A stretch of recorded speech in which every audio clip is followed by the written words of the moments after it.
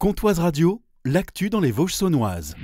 Bonjour, dans l'actualité de ce lundi 8 avril, la journée Forum Job d'été se déroulera ce mercredi. La région et les réseaux Info Jeunesse l'organisent.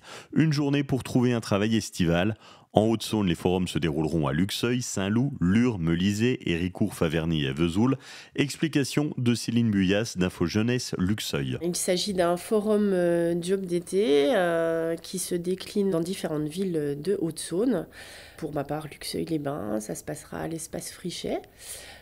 Sur place, les gens pourront trouver quelques centaines d'offres locales, des offres nationales avec hébergement, des offres aussi à l'étranger, avec plein de possibilités, plein de durées différentes, pas forcément d'expérience requise. Voilà, toute personne peut venir voir ces offres, trouvera son bonheur parmi tout ça. Une des raisons de se déplacer déjà, c'est de sortir du job d'été à Papar. Il y a plein de possibilités en 2024, on peut partir à l'étranger, rester en Europe si on le souhaite, mais partir aussi à l'autre bout de la planète. Il y a plein de possibilités en France également, des cueillettes en passant par les espaces verts, l'entretien, l'animation, la restauration, plein de domaines différents, plein de possibilités pour nos jeunes, beaucoup de solutions d'hébergement aussi. Elles seront proposées sur les forums. Il existe plein d'associations qui maillent toute la France et qui proposent de l'hébergement à très très bas coût. Tout est accessible à tout le monde en ligne, mais parfois il faut avoir croisé l'info. C'est à ça que sert ce forum en fait, hein. C'est faire croiser l'information aux gens. Vous retrouvez les infos, les dates et les différentes villes sur job@bfc.fr.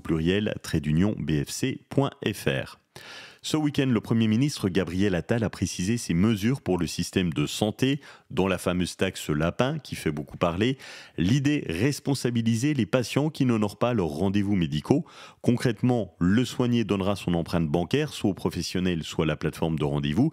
Et si le patient ne vient pas à son rendez-vous sans avoir prévenu 24 heures à l'avance, le médecin pourra le débiter d'un montant de 5 € en tant que pénalité pour le lapin qui lui a été posé. Aucune date d'entrée en vigueur de cette mesure n'a été annoncée pour cette année. Autre mesure, entre autres visant à libérer du temps aux médecins, à partir du mois de juin, les pharmaciens pourront prescrire directement les antibiotiques du quotidien pour les angines et les cystites, et au même moment, l'opticien pourra adapter directement la correction s'il s'avère qu'il ne convient pas à laisser des lunettes. Ce week-end, Vesoul a fait parler d'elle. Vendredi, 400 élèves du collège Jacques Brel ont été évacués suite à la découverte d'un obus. En fait, c'est un élève qui l'avait apporté pour le montrer à ses camarades dans le cadre d'un cours d'histoire sur la Seconde Guerre mondiale. Les démineurs de Colmar sont intervenus et ont constaté que l'obus avait déjà été neutralisé.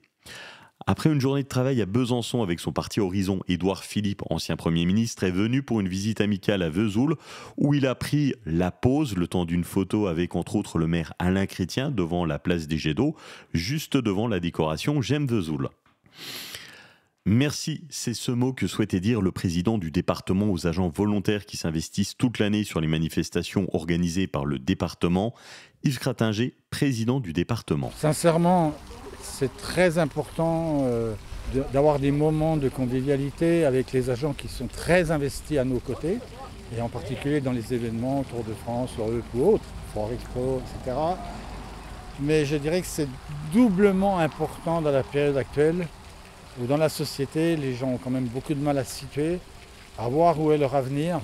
Donc il faut créer les conditions pour que quand ils sont au travail, qu'ils se sentent bien, qu'ils se sentent respectés, qu'ils se sentent appréciés, qu'ils sachent que nos concitoyens disent du bien d'eux, qu'ils ont besoin d'eux, etc. Et je crois que c'est un des buts que je poursuis depuis toujours. Et ce que me renvoient les agents me semble très positif et ce qu'ils font est remarquable. Durant ce moment de convivialité organisé à la source de Velmin-Froid, c'était l'occasion de confirmer que le Tour d'Alsace, qui va se dérouler du 26 au 30 juillet, passera bien par la Haute-Saône. Pour Francis Larger, directeur du Tour d'Alsace, il n'y aura pas de surprise dans le tracé. Le parcours habituel entre Vesoul et la planche des Belles-Filles avec le col des Chevrères. Maintenant, c'est tout à fait possible que le président change, comme l'année dernière, d'avis et me dise « Francis, il faudrait que tu passes par là plutôt que par là ». Donc pour le moment, c'est entre Pointillés. Ce qui est sûr, c'est le départ à Vesoul, l'arrivée à la planche incontournable. Pour la 8e année, on vient, 8e année consécutive au même endroit, c'est-à-dire la Haute-Saône. C'est devenu un incontournable. Et on a rajouté cette année, sur petite parenthèse, on a rajouté une étape dans le Doubs. entre Valentigney et L'Isle-sur-le-Doubs. Le départ depuis Vesoul et l'arrivée à la planche des Belles Filles se dérouleront le 28 juillet. Ce mardi à 20h30, du théâtre familial à l'auditorium de Lure avec la pièce « On vous raconte des histoires », Éric Nedelec de l'auditorium. On vous raconte des histoires et l'histoire d'un duo de comédiennes qui viennent, dont l'une est conférencière et l'autre son assistante, qui vient nous faire une conférence sur les contes traditionnels. Et sous un prétexte très sérieux d'aborder l'histoire des contes de notre enfance, elle aborde des thèmes beaucoup plus sérieux comme grandir, naître, mourir, toutes les étapes de la vie, mais sous cette apparence sérieuse. Et on glisse progressivement vers un théâtre absurde, burlesque. On vous raconte des histoires, c'est demain 20h30 à l'auditorium de Lure.